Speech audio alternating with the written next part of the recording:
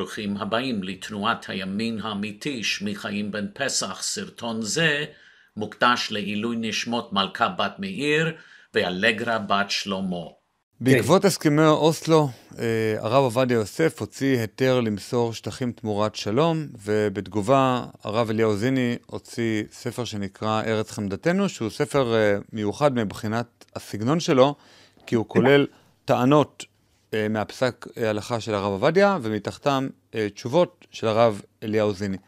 היום סוגיית החטופים, סוגיית פיקוח הנפש, ועוד סוגיות שקשורות למלחמה, לשטחים, לשלום, למשא ומתן עם טרור, וכל הדברים שקשורים לדברים המשיקים האלה עלו ביתר שאת ומעוררים הרבה מאוד שערה, ולכן מאוד חשוב לי להביא אותך, הרב זיני, בשביל לדבר על הנושאים האלה, בשביל לנסות להבהיר בעצם מה התורה אומרת על החזרה של שטחים, על החזרה של חטופים, על משא ומתן עם טרור, ובאופן כללי על פיקוח נפש. ואולי הדבר הראשון שכדאי שנתחיל איתו, זה בעצם אנחנו מכירים ככה מהתרבות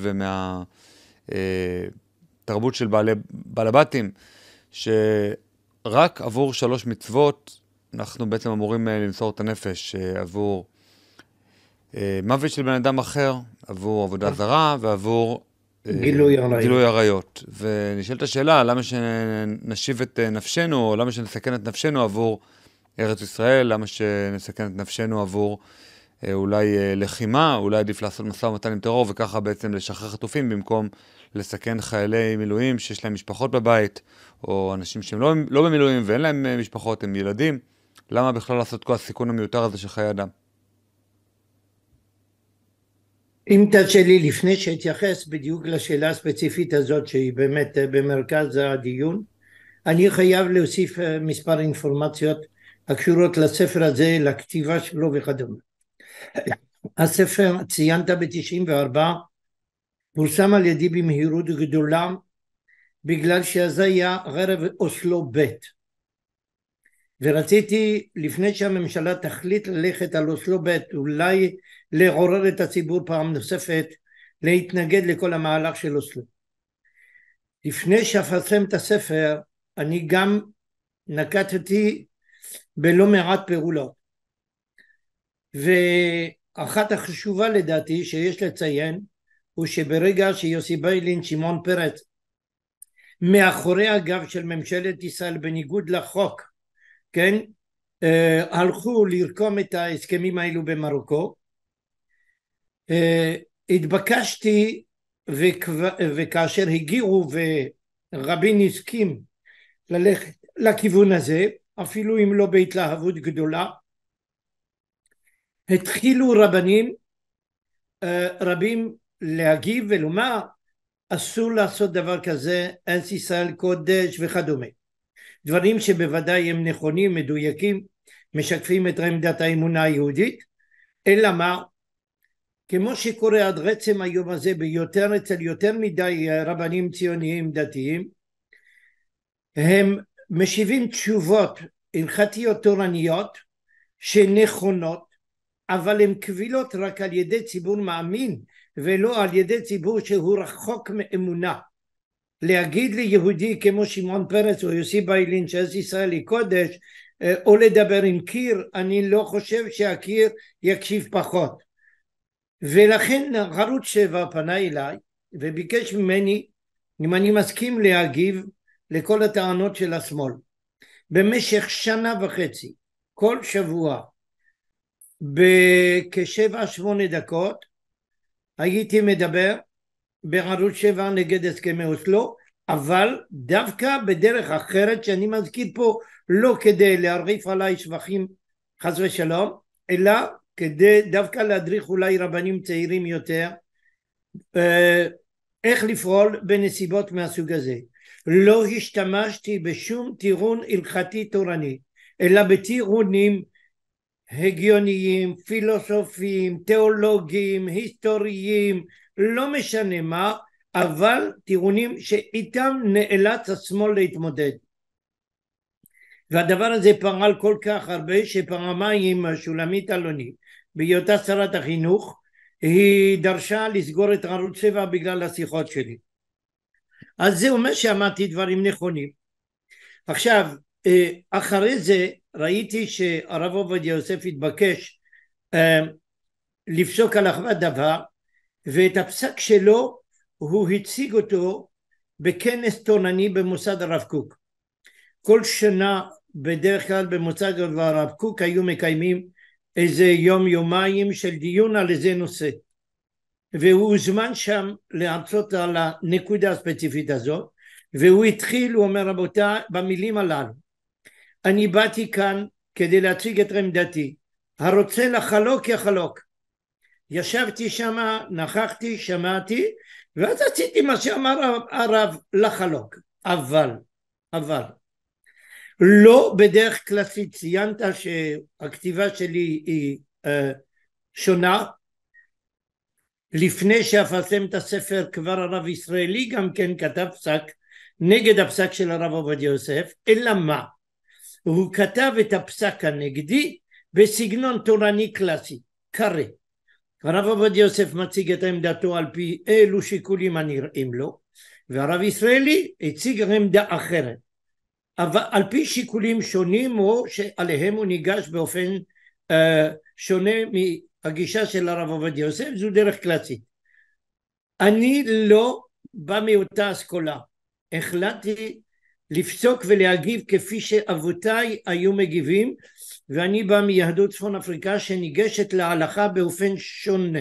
יש לה דרך מיוחדת משלה, והיא לא להציג רק את עמדתנו, אלא להצדיק מדוע אנחנו מצהירים הצהרות אלו אחרות, או קוברים קבירות כאלו, ומדוע גם כן אנחנו לא מסכימים, כאשר אנחנו לא מסכימים, מדוע אנחנו לא מסכימים.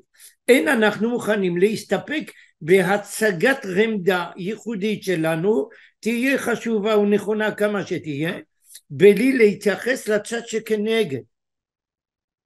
וכיוון שראיתי את הפסק של הרב עובדיה יוסף, וראיתי תופעה שאני חייב להגיד שהיא מזעזעת מבחינה תורנית, אין מילה אחת נכונה, ואני מדגיש, אני לא אומר אין מילה שאני לא מסכים איתה, אני אומר משהו הרבה יותר חמור, ושאולי הוא חריג בהיסטוריה של ההלכה. אין מילה אחת נכונה. באיזה מובן? הפסק של הרב מושתת על מקורות שהרב טורח להציג, ואני חתכתי בספר, חתכתי את הפסק, לא השמעתי מילה אחת, הכל נמצא שם, ותחת כל חלק ממה שציטטתי אני מתייחס לאותם המקורות שהרב עצמו מציין, לא מביא מקורות אחרים, לא מתחיל להתווכח איתם, לפני שאני בוחן קודם כל את המקורות של הרב, והראיתי בכל פסקה שכל המקורות שהרב מצטט מוכיחים ההפך ממה שהוא אומר בשמם. על כן אני אומר שלא מדובר ברמדה שאינני מסכים איתה, אלא ברמדה שהיא לא נכונה מן הבסיס. זה מבחינה עובדתית. ועכשיו אני מגיע לתוכן שמאוד מאוד מרחיק לכת, והוא כל כך קשור לבעיות שאיתם אנחנו מתמודדים, לא רק במישור של החטופים, אלא בכל החברה הישראלית. הפסק הזה לוקה במשהו שהייתי קורא אותו קטסטרופלי באופן קיצוני. למה הכוונה? הרב דן וכל היסוד של הפסק שלו מושתת על דיון של מצילת שטחים כאילו מדובר בבעיה פרטית של יהודי בתוך עם ישראל, לא כבעיה לאומית כלל ישראלית. ואסביר איך. אני רוצה אבל לחדד את השאלה, גם כי אנחנו רואים את זה היום ממש בימים אלו, אנחנו רואים את החטופים, ואמא שלי שאלה אותי היום, מה היית עושה אם אחד החטופים היה הבן שלך? אמרתי לה, זאת לא השאלה. זאת בכלל לא השאלה. זה בדיוק מה שהרב עובדיה עשה בספר. הוא דן כאילו מדובר על פיקוח נפש של בן אדם אחד, מול זה שאנחנו יכולים אולי לדחות את הרעה או לקדם שלום, כאילו לבן אדם אחד, כלומר נפש בפני נפש, ולא איזו סוגיה כללית. והנקודה הזאת היא נובעת מגישה תורנית פסולה שחוגגת עדיין ברוב המקומות במדינת ישראל. תורה גלותית שמטפלת באדם היהודי הפרטי, שאינה מכירה שום שיקול כלל ישראלי לאומי, בגלל שבגלות לא היה שום מקום לביטוי של דבר כזה. העבודה של היהודי בגלות היא עבודה פרטית, בגלל שאנחנו פרטיים שמה, כפי שאמרו גדולי ישראל, דרך אגב שעליהם אני מתבסס כבר מראשית הספר.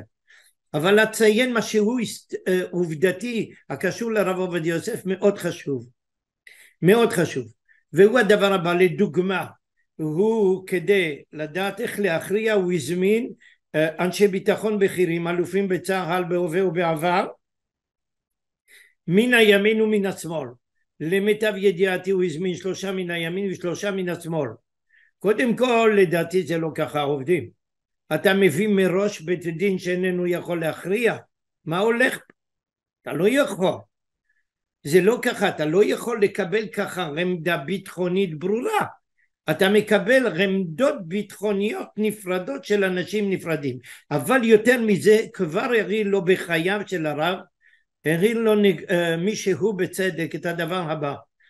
הרב כדי להכריע הוא הביא את האלופים האלה על בסיס מה שנאמר במסכת יומא לגבי חולה ביום הכיפורים.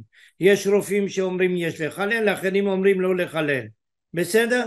דרך אגב זה בדיוק ההשוואה שהוא עשה בפסק שלו, וזה מראה שהוא דן בבעיה לאומית כלל ישראלית כאילו בעיה פרטית של יהודי. זה אבסורד, זה התרבות של כל התרבות החילונית המערבית היום, לא מכירה בכלל, רק בפרט, הכלל מחוק.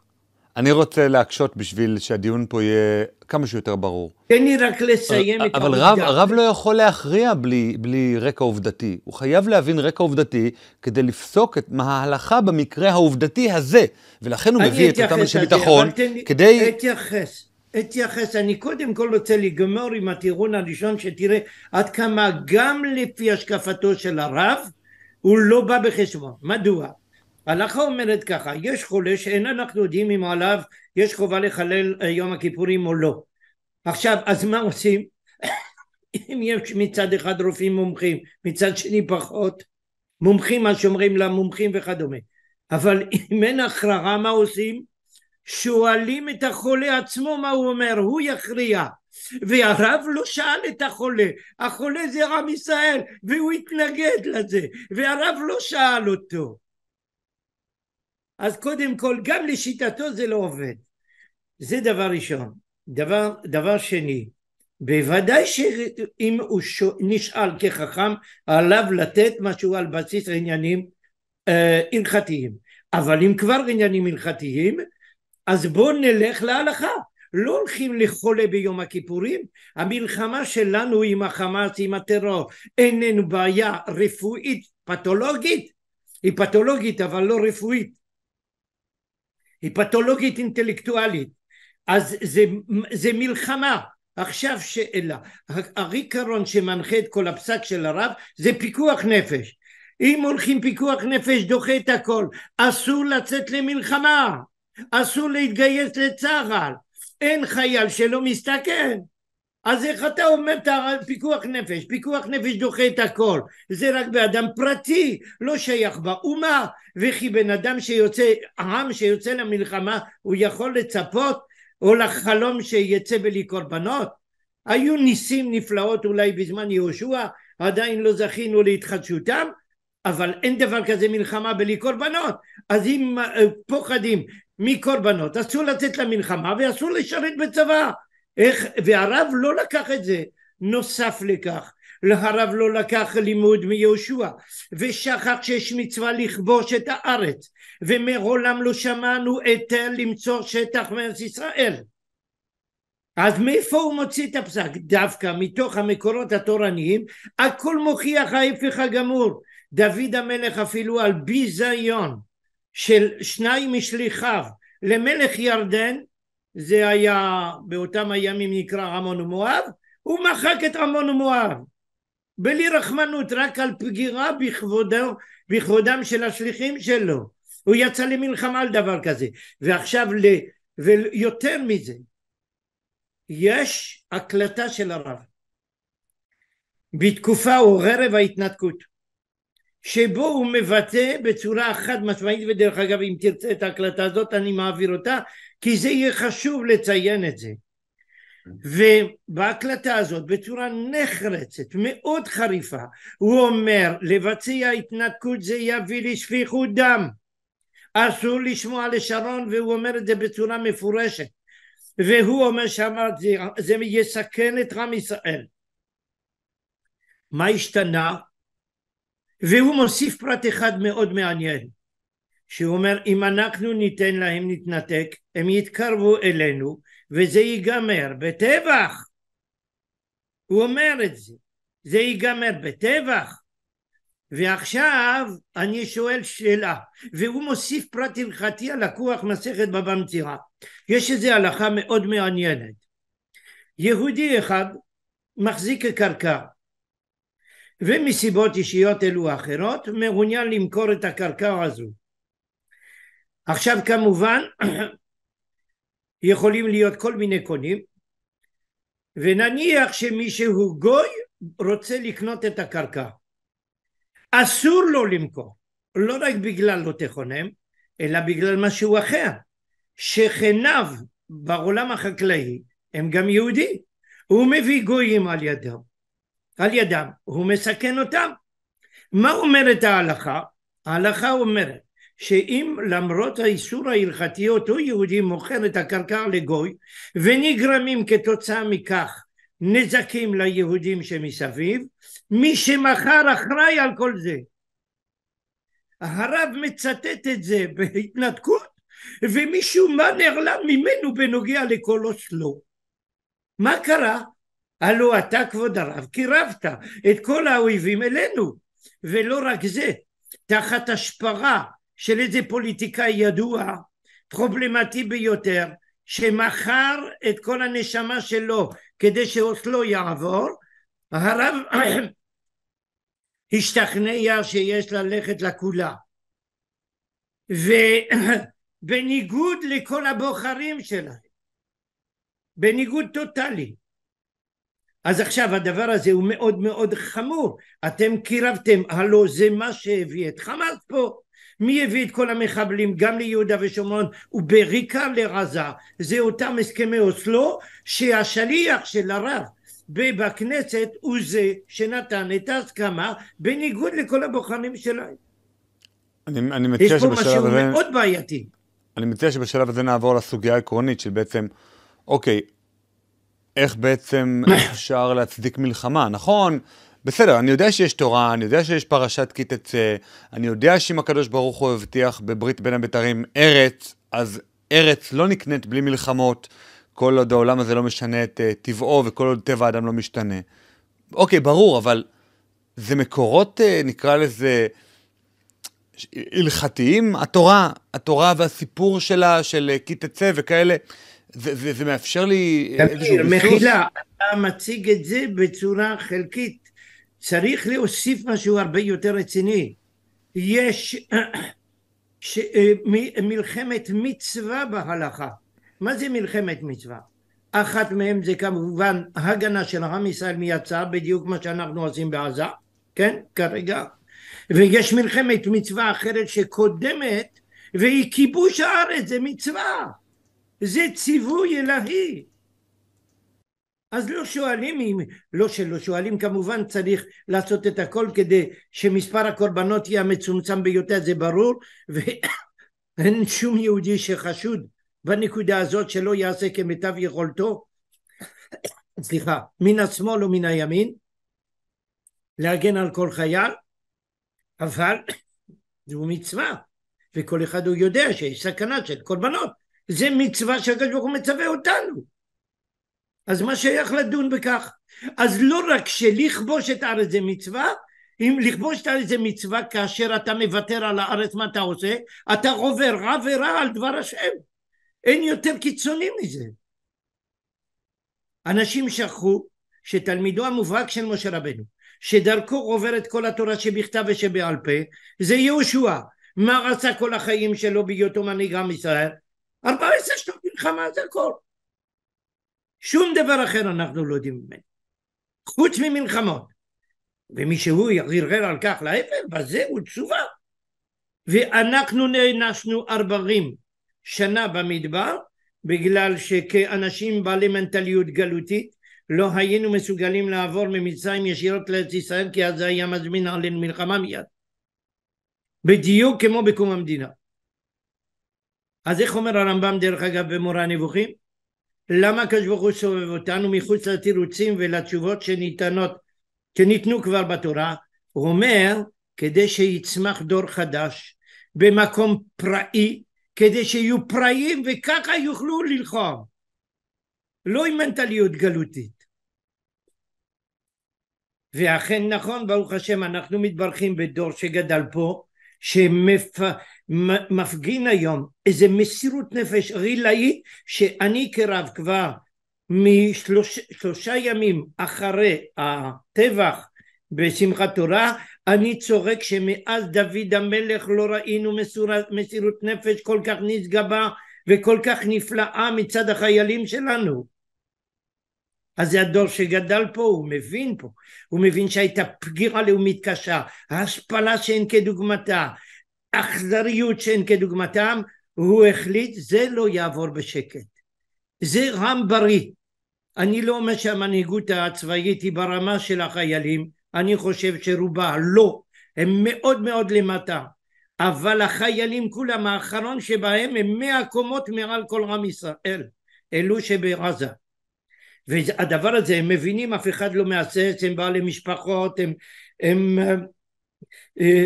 אפילו כשאינם בעלי משפחות הם אנשים שמבינים את הערך של החיים, ובשביל החיים מוכנים לשמור את החיים, לעשות הרבה דברים, אבל לא לתת לעבור לזה בשקט. ולשוב למה שציינת, 3 עבירות שבהם אסור יהרג ואל יעבור, זה נאמר רק כאשר אנחנו מאוימים על ידי גויים באופן פרטי.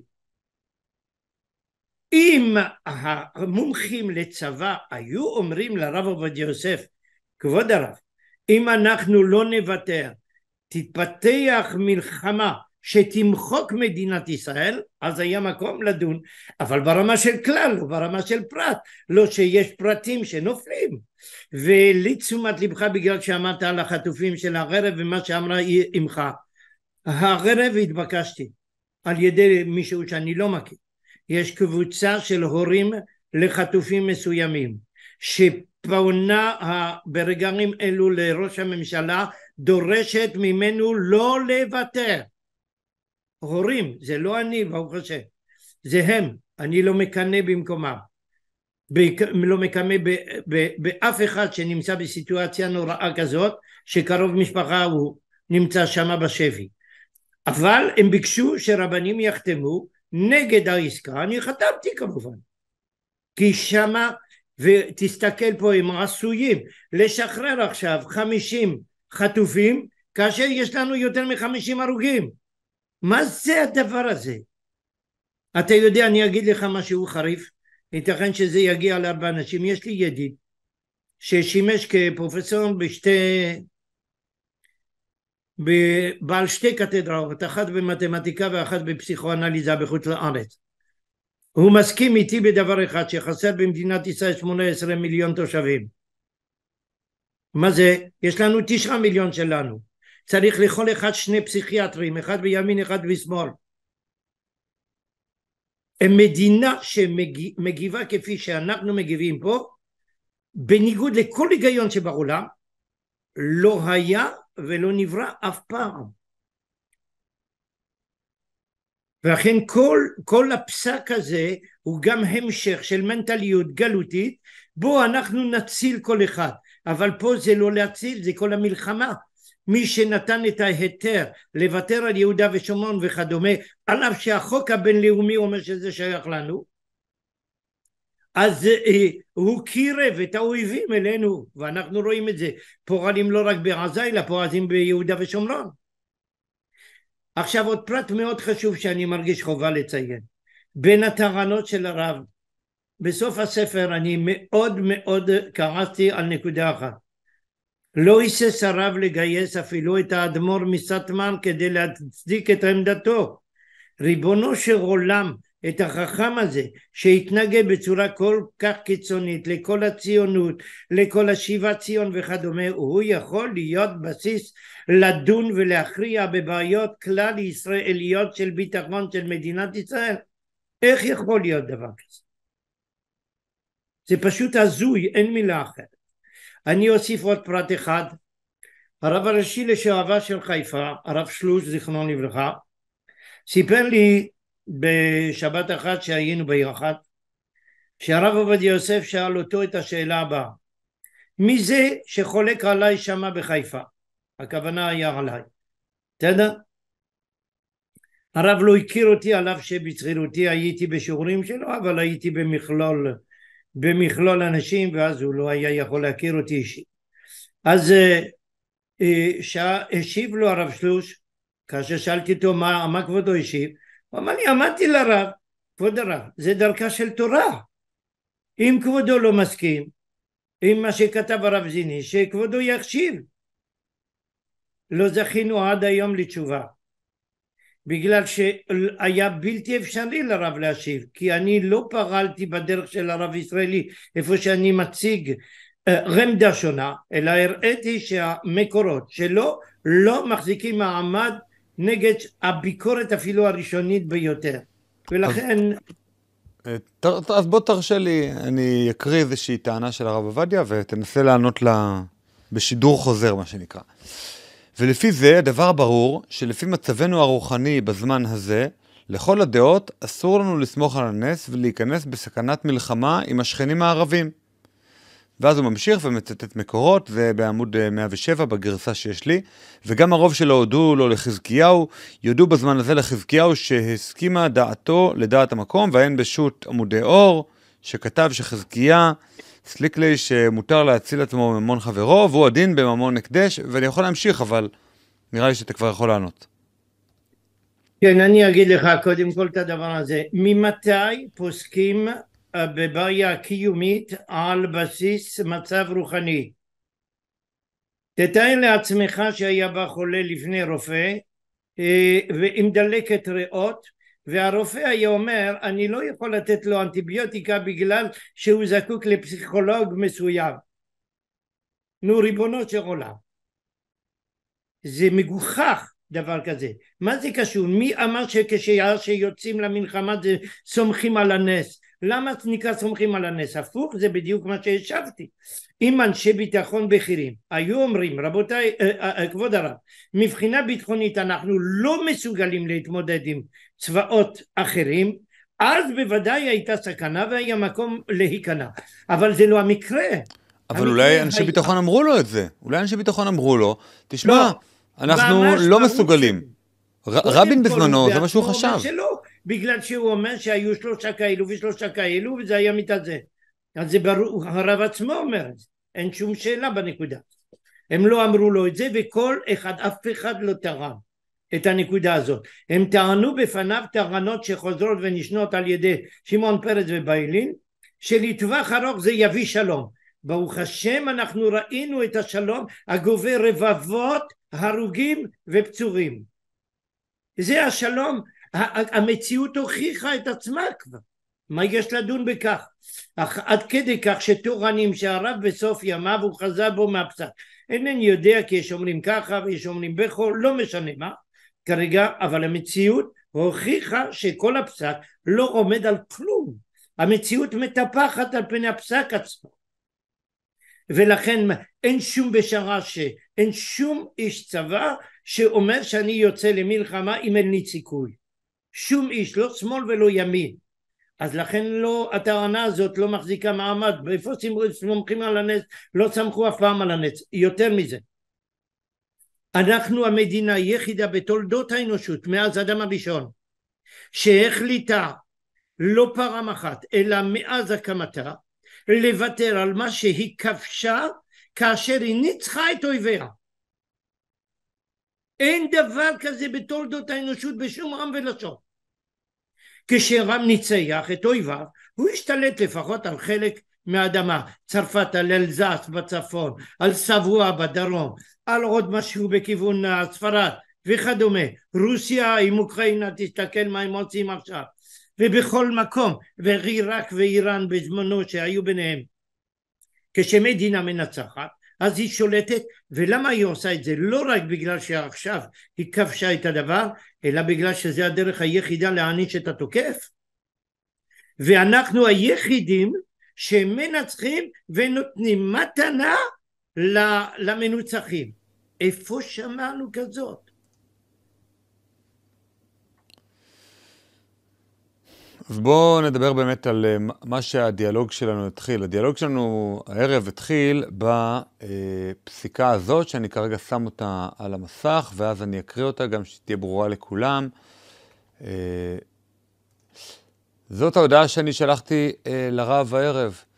דרעי הציג הערב בפני הרב הראשי יצחק יוסף את פרטי המתווה לשחרור חטופים שמובא כעת לאישור הממשלה. הרב יוסף פסק כי לפי ההלכה ועל פי פסיקת מרן, הרשל"צ, הרב עובדיה יוסף, זכר צדיק לברכה, יש להצביע בעד המתווה לשחרור השבויים הנמצאים בסכנת נפשות של ממש. אני אנסה רגע לנתח את מה שהקראתי. יש סכנת נפשות ליהודים, ל50 יהודים, אנחנו יכולים להציל אותם, אז למה לא? למה להתנגד לדבר כזה? זה נראה לי כמו, אתה יודע, להציל יהודים. קודם כל, אם אתה שואל אותי, אני אומר שאם יש אדם אחד שאסור לו לפתוח את הפה, ובמקומו הייתי קובר את עצמי תחת האדמה, זה דרעי. האחראי על כל המצב הנוכחי בגלל אוסלו. בלעדיו לא היה אוסלו. הוא נושא באחריות המוחלטת. ולכן כל המחבלים היא על כתפיו. והוא הלך ככל הנראה לשכנע את הרב עובדיה יוסף בצדקת הוויתורים, וככה הרב עובדיה יוסף כנראה מבלי לדעת כל מה שנאמר בקבינט זה או אחר, הוא השתכנע מסתמה ממה שהובא לפניו, ולא בטוח שהוא ידע בדיוק את האמת. בסדר? זה נקודה ראשונה. אז אם יש אדם שהוא האחרון שרשאי לפתוח את הפה בנושא הזה, זה דווקא דרעי. הוא היה צריך ללכת ולעשות תענית עד סוף ימיו על מה שהביא אותנו למצב כזה. זה דבר ראשון. דבר שני, הרב יצחק יוסף, לפי ההודעה הזאת, אם היא מדויקת, מתבסס על דברי הרב. אבל על איזה דברי? על הדברים שאני הוכחתי שהם לא נכונים. ולא רק אני, גם הרב ישראלי, גם הרב ליאור. אבל זה לא בדיוק אותו דבר.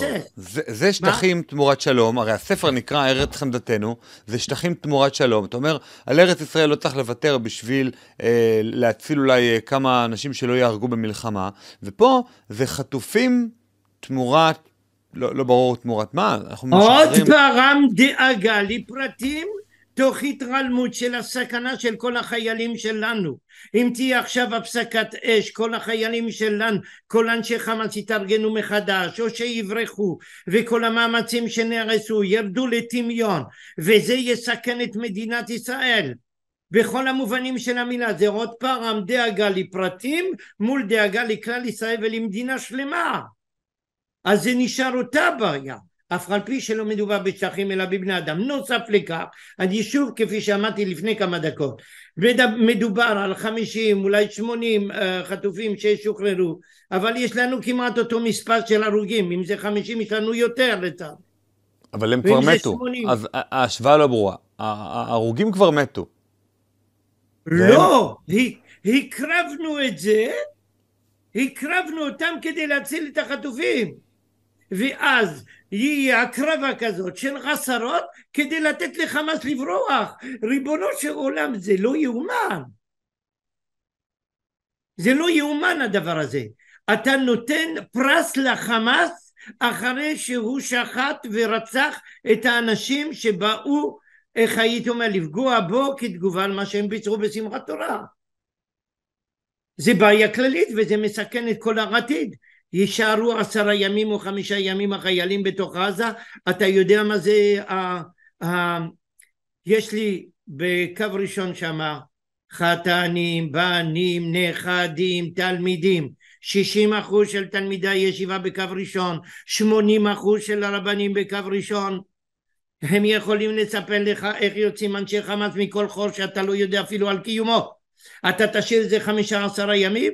מה יהיה פה? על הסכנה הזאת לא חושבים, על סכנה של העתיד. אנחנו שוב שווים לבעיה תרבותית מערבית, ותתפלא הרב עובדיה יוסף הספרדי חושב כמישהו מערבי, הוא חושב רק במונחים של פרט, וגם בנקודה הזאת, גם בהקשר הזה, זה עוד פעם אותה מנטליות מערבית. אני רוצה להציל את החוטפים, כל אחד מאיתנו רוצה את זה, מתפלל מכל הלב, זה ברור, אבל מה תהיה התוצאה? לא חושבים מה תהיה התוצאה מחר מחרתיים. זה כמו אוסלו, הם חשבו להימנע מקורבנות במלחמה, אבל לא הביאו את השלום, אלא את ההפך הגמור של השלום, לא לקחו את זה בחשבון, כי מסתכלים על ההווה. שתי נקודות מאפיינות את התרבות המערבית הקלוקלת של ימינו, דאגה לפרט וריסוק רק בעכשיו, בהווה, תוך התעלמות מוחלטת מה יהיה מחר. שלום זה לא עכשיו. מעניין אותה. מה? שלום עכשיו. בדיוק, שלום עכשיו, אפילו משיח נור, עכשיו רוצים אותו. אבל אולי זה פשוט חשיבה פשטנית מסדר ראשון ולא חשיבה מסדר שני. אני רגע אתן דוגמה, זה אפקט הקוברה. זאת אומרת, יש לך בעיה של נחשים ברחוב, אז הממשלה אומרת לאנשים, בבקשה, כל מי שיאסוף לי קוברה יקבל תמורה של $1,000, ואז מדי יום מתקבצים ראשי קוברה אצל העירייה, כי אנשים מתחילים באמת לאסוף, אבל יש גם אנשים שמתחילים לגדל קוברות בגלל שהתמורה כל כך גבוהה. והממשלה לא חשבה על זה שיש דברים מסדר שני, כמו רצון לעזור לעניים. בוא ניתן לעניים קצבאות גבוהות כדי שהם יוכלו להסתדר. פתאום יש לך הרבה אנשים שמפסיקים לעבוד ונהיים עניים. חשיבה מסדר ראשון מול חשיבה מסדר שני. יש, אם כבר אתה לוקח את המשל של הקוברה, יש פתרון הרבה יותר טוב, זה לחפש איזה צייד נחשים ויטפל בבעיה. אותו דבר בכל התחומים כולם. צריך דווקא לא לחפש את הפתרון המיידי, הקרוב, אלא את הפתרון לטווח ארוך. בסדר?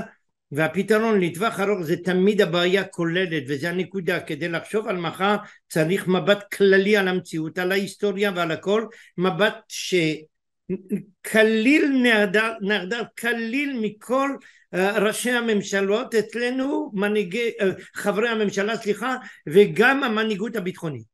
אין להם שום מבט כללי, בגלל שמטפלים במיידי.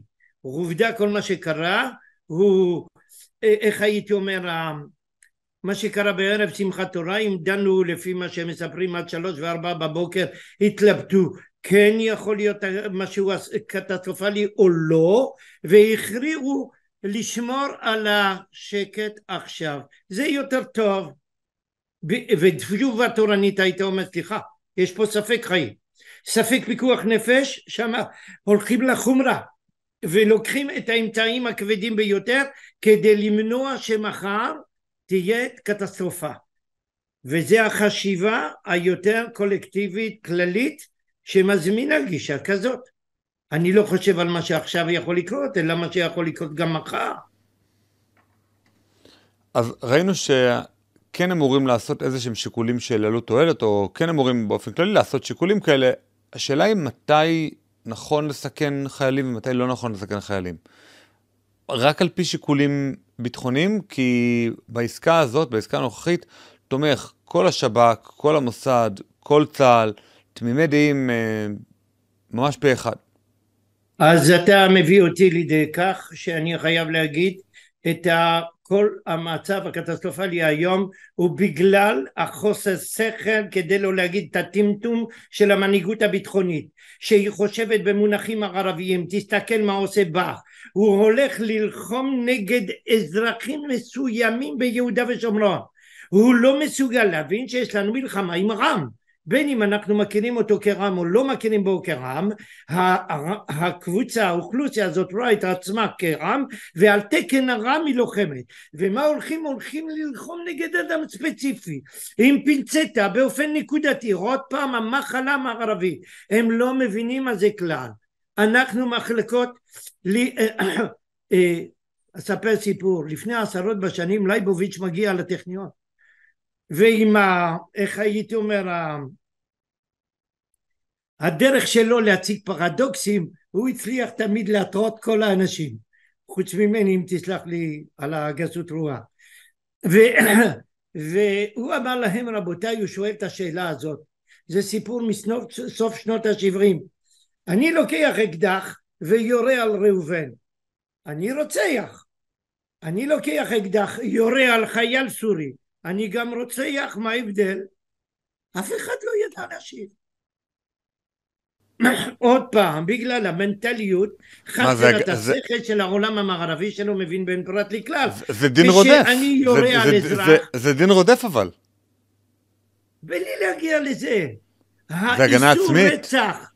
האיסור רצח זה רק בתוך העם. בין הרמים לא שייך רצח, הפוך, מי שילך לחסל איש חמאס יקבל צל"ש. הוא יעשה אותה פעולה, יעשה את זה על יהודי, ייכנס 25 שנה בכלא, כן?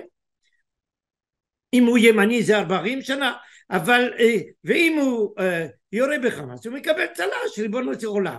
אבל זה לא קשור, כל המוסר הוא מוסר לאומי, הוא לא יכול להיות בינלאומי, הם לא מבינים את זה. יש חוקים, המוסר, דיברנו בזמנו על המוסר יהודי מול מוסר נוצרי, איך הרב בן עמוזג הבליט את זה, המוסר הכללי לא יכול להיות חופף את המוסר הפרטי, זה שני עולמות שונים לחלוטין. אני יכול למחול על עלבונות ברמה הפרטית, אני לא יכול ללחום על עלבונות בין עמים, זה ייגמר בקטסטרופה לעם, ולא מצליחים להבין את זה. ובר, ותסתכל עד עכשיו מה שפרסם יוסי פייגלין, משה פייגלין, את המכתב של אותו חייל, אינני יודע אם עקבת אחרי זה, פרסם מכתב של חייל שמסביר איך אסרו עליהם לירות על כביכול אזרחים, כאשר מאחורי האזרחים היו מחבלים מהחמאס, זה נגמר בשני הרוגים ושני פצועים קשה אצלנו, על פי הוראה של אחד המטומטמים של המטה הכללי, לא יודע מי זה, אחד הקצינים הבכירים, שמה במחד זה או אחר, אינני יודע, אני קורא לו בביטוי קשה כזה, כי אפשר בן אדם שופך דם יהודי, אני לא יודע למחול לו. אז מה אתה עושה דבר כזה? איזה מין מוסר זה? אתה נותן לאחיך להיהרג כדי לא להרוג את קרובי האויבים? כי אתה לא מבין את ההבדל בין אויב ובין אוהב, בין אח ובין אויב. וכל פעם בגלל שבעולם המערבי אין כלל. אז אני רגע אנסה לשקף. בעולם המערבי מצד אחד אין כלל, כלומר הכל אינדיבידואלי, ומצד שני כולם, כל האינדיבידואלים האלה הם האחים שלך. הם עם יחס דומה לך. זאת אומרת, אין לאומים, ואז אין קולקטיב, אבל גם אין לאומים, אז גם אין מה שמפריד בין הסורי לבין הישראלי, ואנחנו יכולים להיות חברים, משל השומרוני הטוב. זה כל האוניברסליות הנוצרית היא בנויה על העיקרון הזה. כן, האמת על זה דיברנו בשיחה שעברה. אבל לא היית צריך, אני ציפיתי שאתה תמשיך. איך אם ככה, כל העולם כולו לא דואג לפרטים שלנו. אבל הישראלי הוא לא מבין כלום. למה? כי רוב הישראלים בינתיים עדיין אנשי גלות, בעלי מנטליות גלותית. קרא שכדי להימלט מהצרות ומהבעיות, הוא מכחיש את המציאות. ואם יהודי ישראלי כזה, הוא מחליט שהחבר הזה, כן, זה שולחן, אני ואתה יכולים לדבר עד מחר, הוא יוכיח שיש כמה 4 רגליים שלא רואים אותם, ושזה כדי להניח צלחות שאינן קיימות, אין לו שום בעיה. הכוח הזה שעזר לעתים בגלות ליהודי כדי להתמודד עם הצרות הבלתי נסבלות, הנוגדות כל היגיון, הוא הפך לקטסטרופה פסיכולוגית אצלנו. איך הוא לא שם לב שדווקא על בסיס אותו היגיון מערבי שאיננו מבחין בין אדם אחד לאדם אחר, היו צריכים להתקומם. והנה כל הגופים שקשורים לארגונים של זכויות האדם, זכויות הילד והכל, פתאום בשנוגע אלינו פלקאות אותה. מה קרה? הם לא מבינים כי היהודי לא יודע לראות את הרע. אנחנו בני אברהם, יצחק ויעקב, ורואים תמיד את הטוב. וכאשר אנחנו נתקלים ברע, אז אנחנו משליכים את השאיפה לטוב שלנו על הזולת. אבל זה לא עובד וזה לא נכון. אז יש חריגים בעמים שעשו את זה, אבל זה לא נכון. אז אני אדבר רק על עצמי. אז אני כנראה סוג של, כמו שז'בוטינסקי קרא לעצמו, גוי שקופ. זאת אומרת, לי יש ראש של גוי, אני רואה את הרשע של החמאס, וכבר הרבה מאוד שנים אני מאוד מודאג לגבי המצב הביטחוני, כי אני מבין את הכוונות של האויב, שהן רצחניות, אם לא כמו הנאצים, אז יותר מהם.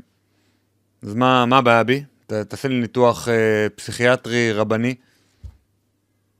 לא הבנתי, אני מודה תמיד שאני לא הבנתי למי השווית את עצמך. לא, אני אומר, אני כנראה יש לי ראש של גוי, אני כן רואה את הרע באחר.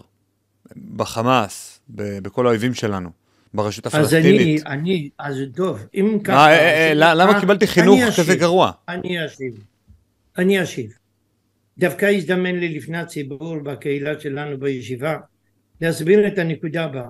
העולם המערבי לא יודע לעבוד אלא בבינארי. אצלו זה 0 או 1, או לבן או שחור. הוא לא מבין מורכבות.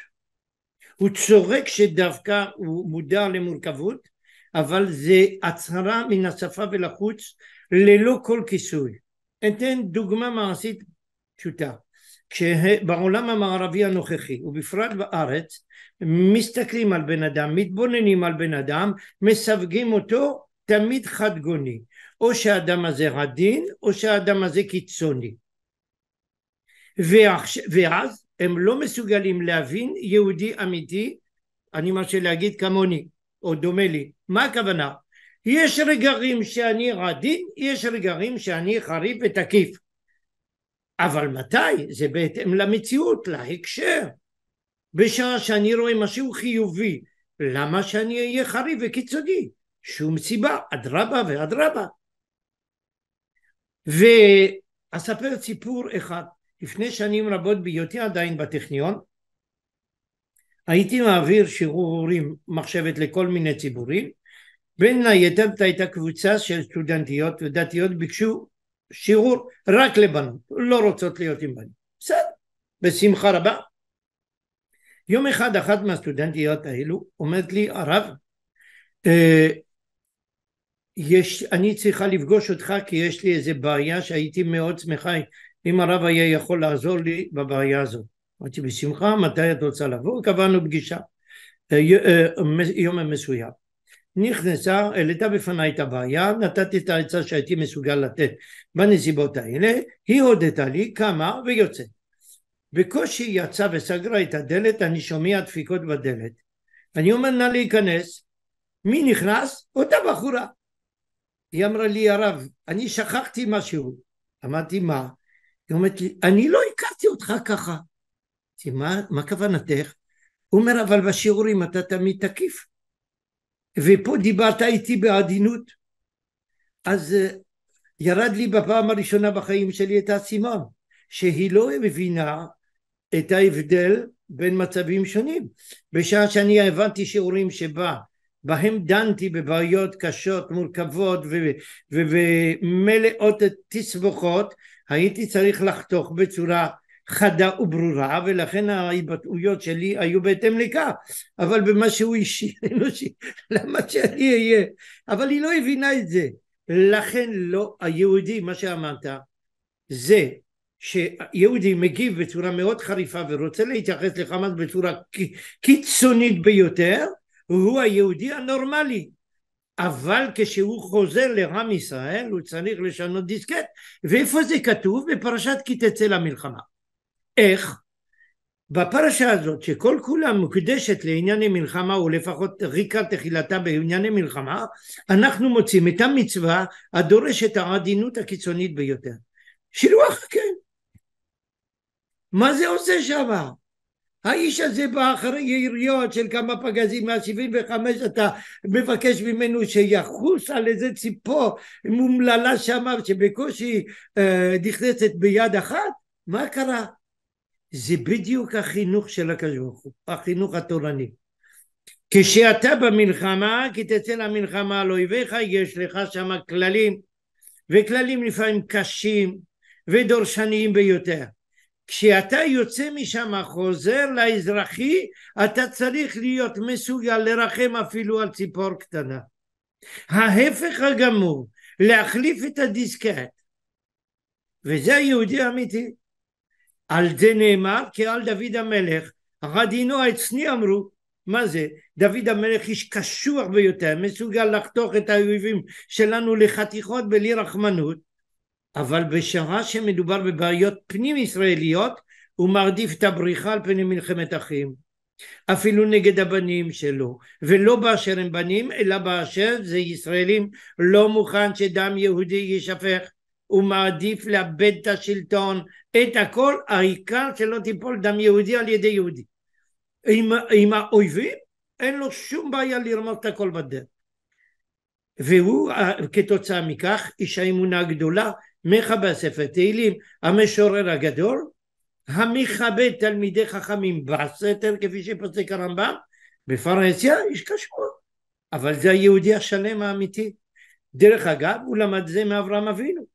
איש החסד פר אקסלנס, כן? האיש הזה, בשעה שהאחיין שלו המעוות, איש סדום, נלקח בשבי, מגייס אפילו קומץ אנשים נגד 5 ממלכות.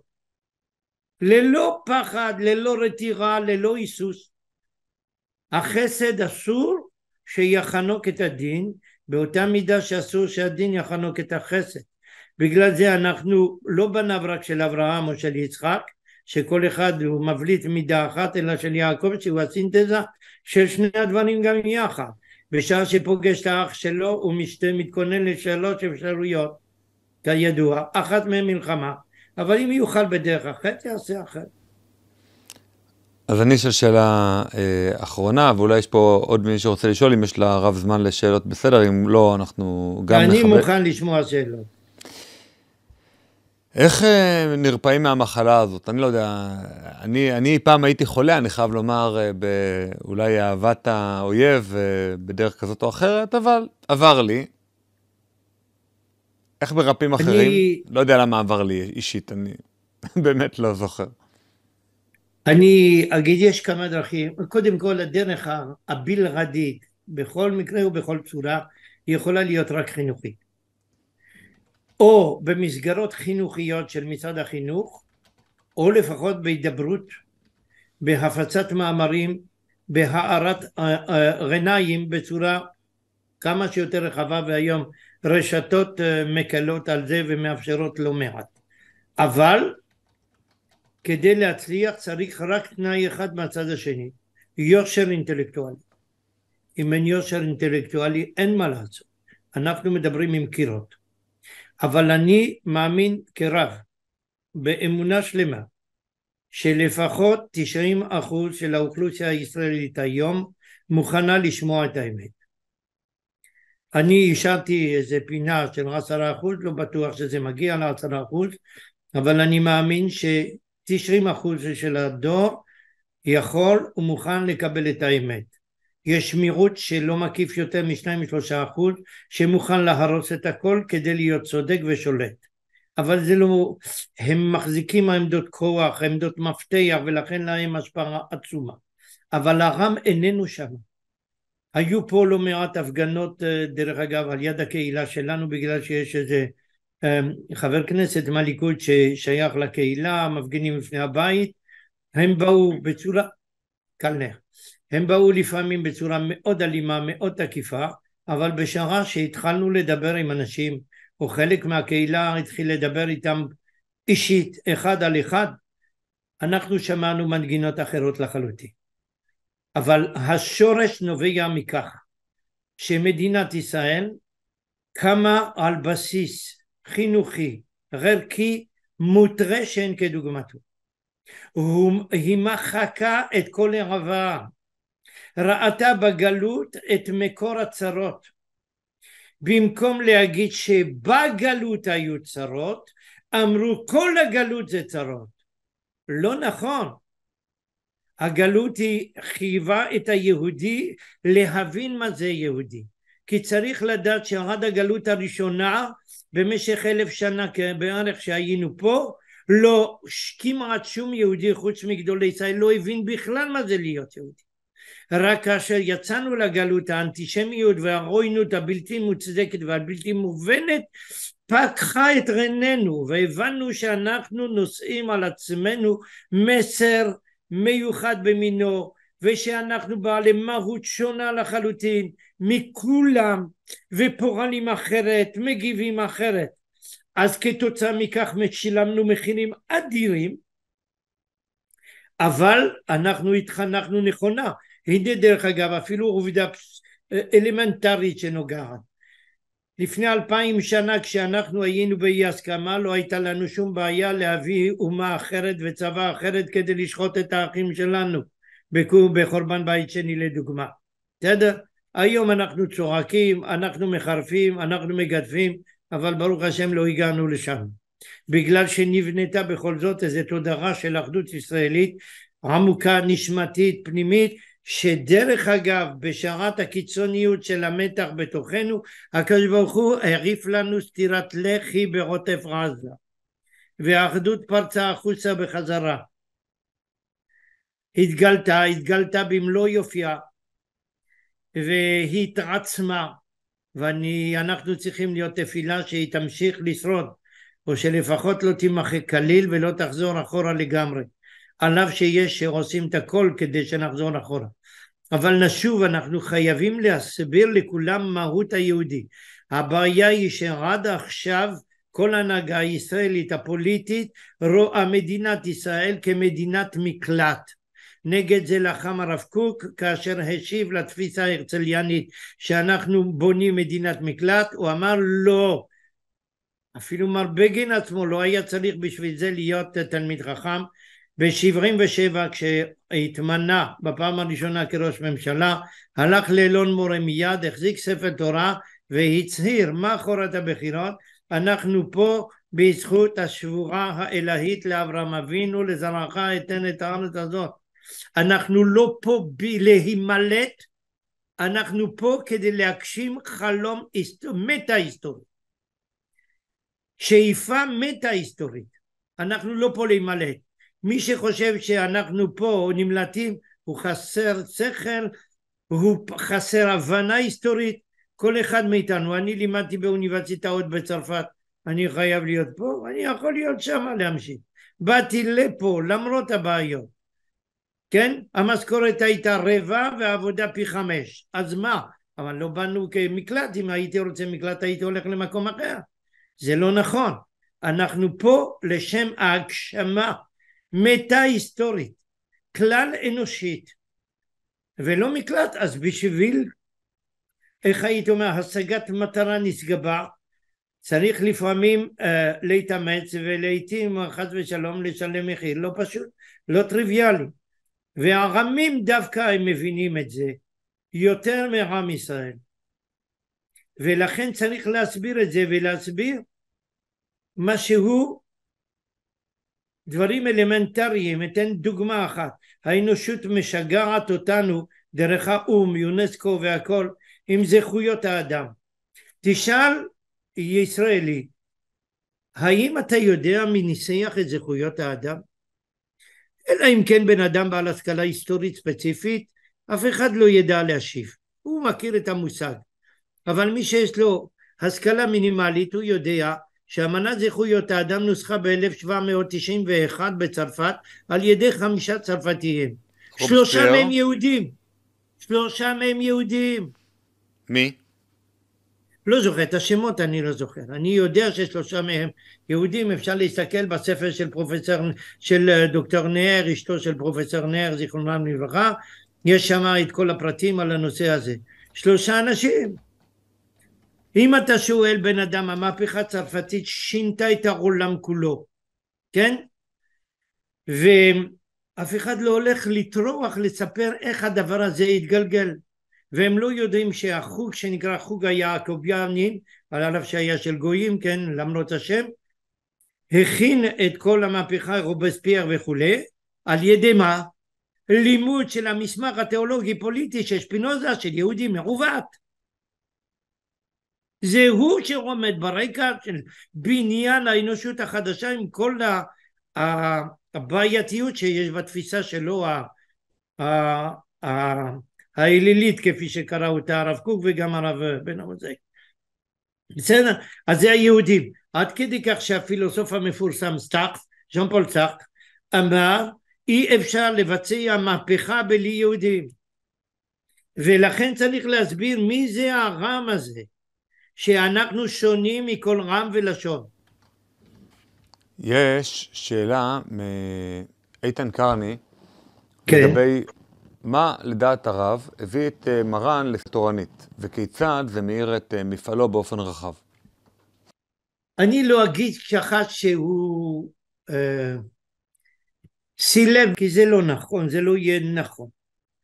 זה נובע משני מרכיבים, אולי שלושה.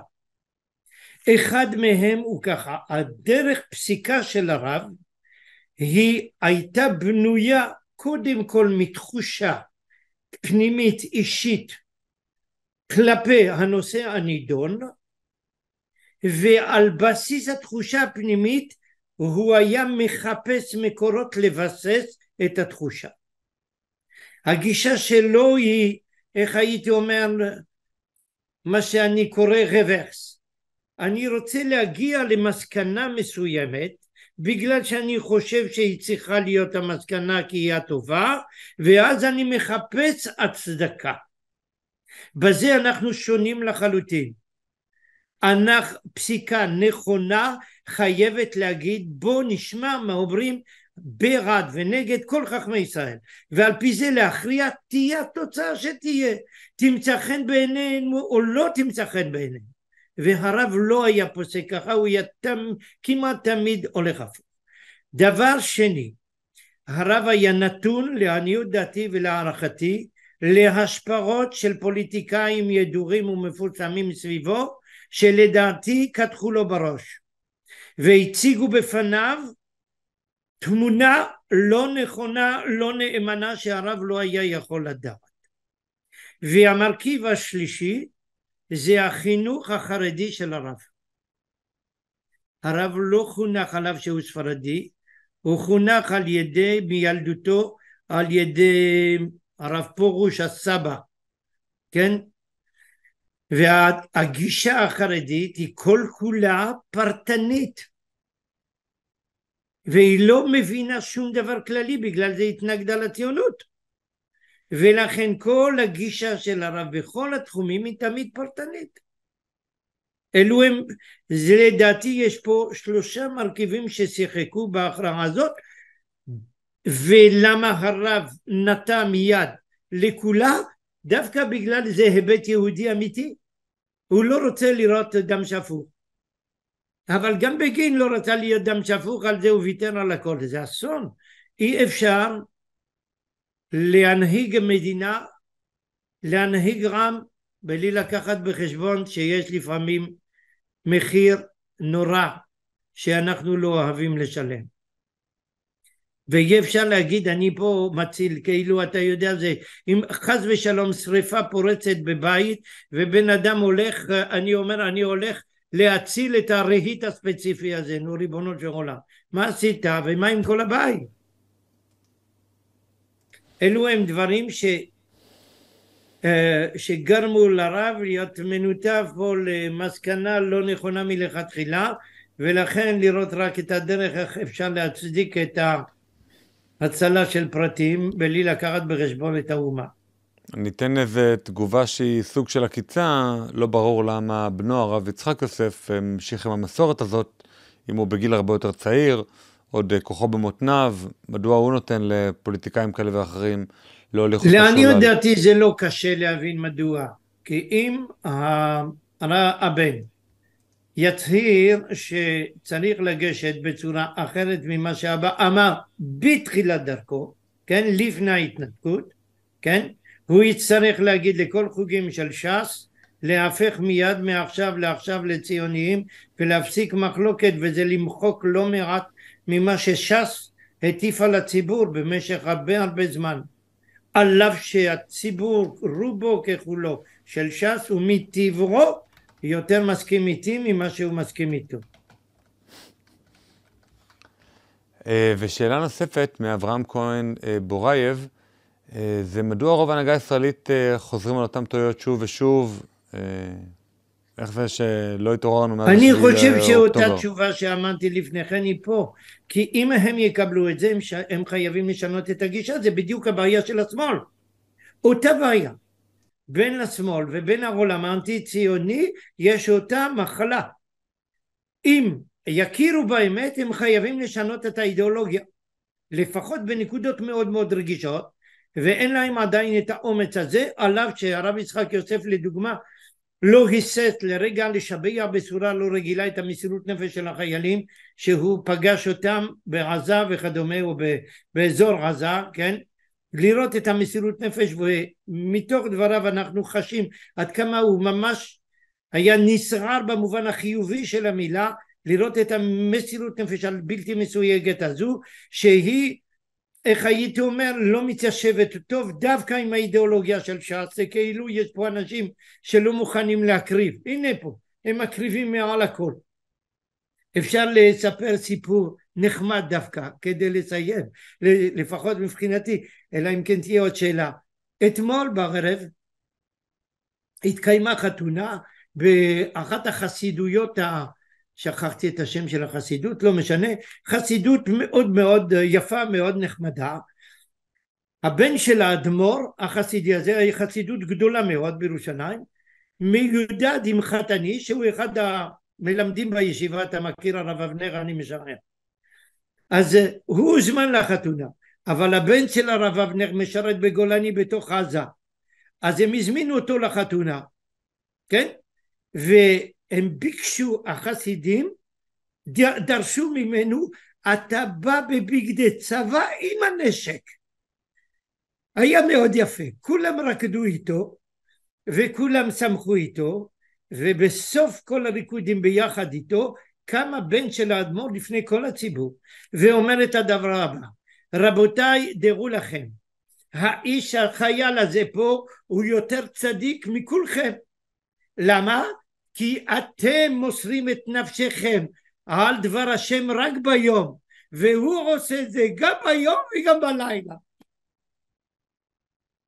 אבל צריך יושר אנושי, וכדי להודות, להכיר בדברים שעד עכשיו לא תמיד הכירו.